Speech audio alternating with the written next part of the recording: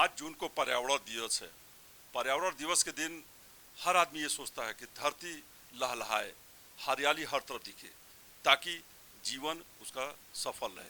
और ये सोच जेल मंत्री और होमगार्ड मंत्री धर्मवीर प्रजापति का है।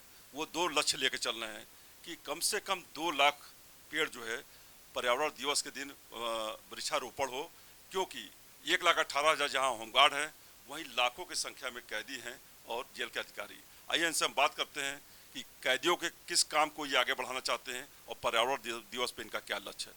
सर, पर्यावरण दिवस पे क्या लक्ष्य लेके चल रहे हैं, कितना वृक्षारोपण?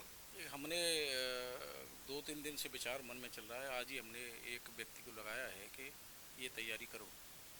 तो लक्ष्य है हमारा कि सभी होमगार्ड कर्मियों से, जिस तरह से हमने पहले उनसे चर्चा वार्ता की थी ऑडियो वीडियो के माध्यम से कि मैं आपका अभिभावक हूँ, इसी तरह से उनसे एक अपील करने वाला हूँ कि सभी हमारे होमगार्ड के जवान 1 या 2 पौधे जरूर लगाएं। अगर वो 2 पौधे लगाते हैं तो 2 लाख से ऊपर पौधे हो जाएंगे होमगार्ड के ही, और अगर 1 पौधे लगाते हैं तो 1 लाख से ऊपर हो ही जाएंगे।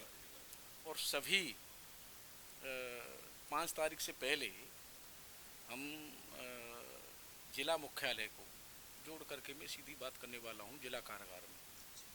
उनसे भी एक निर्देश जारी करेंगे हम कि 5 तारीख में पर्यावरण वाले दिवस पे सभी जिला प्रशासन, जेल का और कैदी सभी से पौधे लगवाए जाएं। ये योजना दिमाग में है और इस पे हम आज से हमने जो है काम अमल करना शुरू कर दिया है।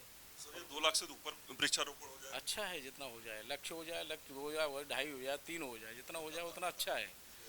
एक प्रकृति में देख रहा हूँ, मैं प्रकृति प्रेमी भी हूँ।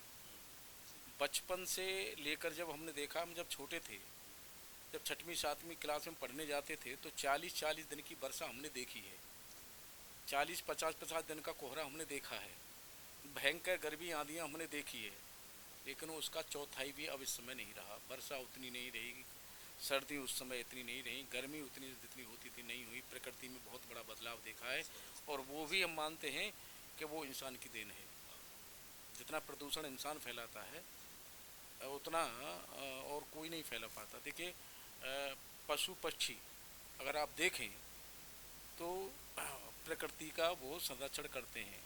कैसे करते हैं कि बहुत से बीज खाते हैं फलों के, उसके पेड़ों के, और बीट करते हैं, वहाँ पौधे उग जाते हैं। तो वो करते हैं और हम इंसान होकर के प्रकृति का हम दोहन करते हैं। ये पेड़ों का कटान भी है और हम प्रदूषण फैलाते हैं, गंदगी करते हैं हम लोग, और कई काम ऐसे हैं जो हम नहीं करने चाहिए, करते हैं। अब पानी का आप देख लीजिए, पानी जब हम छोटे थे अब से कम 50 से ऊपर पानी नीचे चला गया है।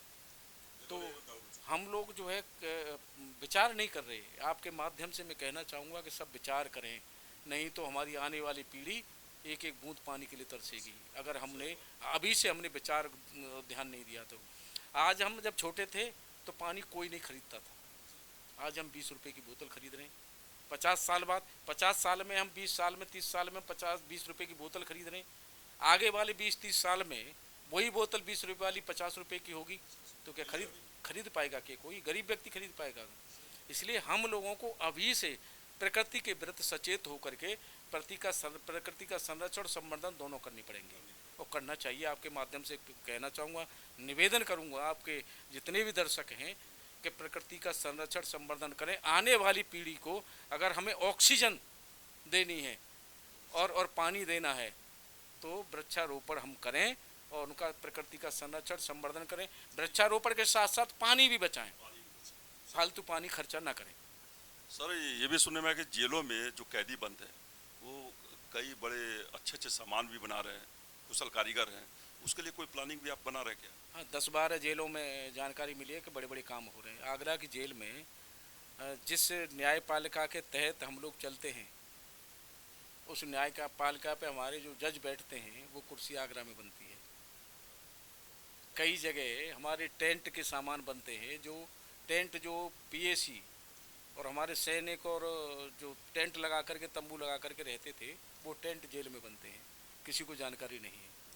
हमने जो है अभी एमी शेमी और अपना कारागार विभाग की एक संयुक्त बैठक बुलाई थी और एमी शेमी के माध्यम से मन में हमारे में कई चल रहा था कि जेल में ऐसी ऐसी प्रतिभाएं छुपी पड़ी हैं क्यों न हम उनको जनता के बीच में लाएं।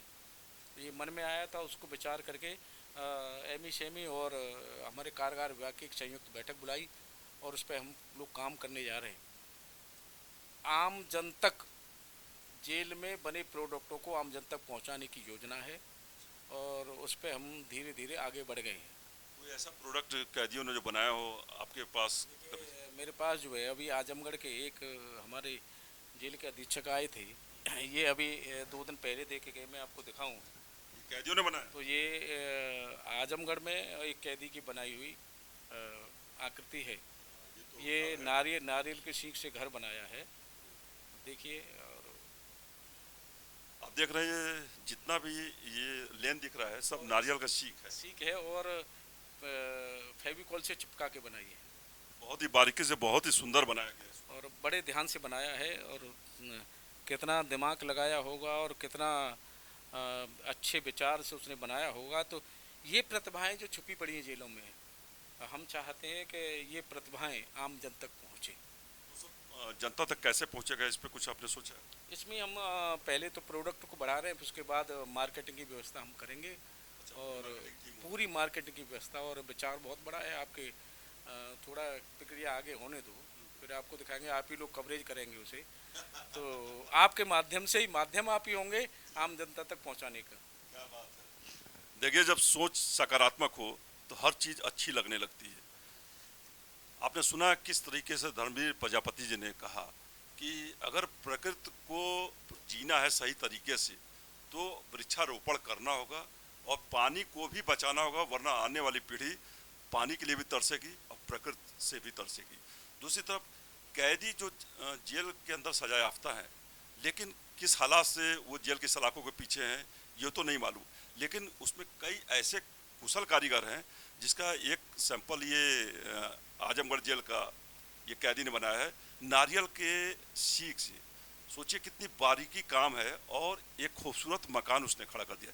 इस तरीके से बहुत से ऐसे कारीगर हैं कैदी जिनके प्रोडक्ट को ये मार्केट में लाएंगे, आम जन तक पहुंचाने की पूरी कोशिश करेंगे और जनता ये जानेगी कि जेल में भी कुशल कारीगर हैं। तो ये सोच धर्मवीर प्रजापति जी का है। द संडे व्यूज इनकी सोच को सैल्यूट करता है। कैमरामैन अक्षत के साथ Sanjay Purbiya, the Sunday views, India express news, Lucknow.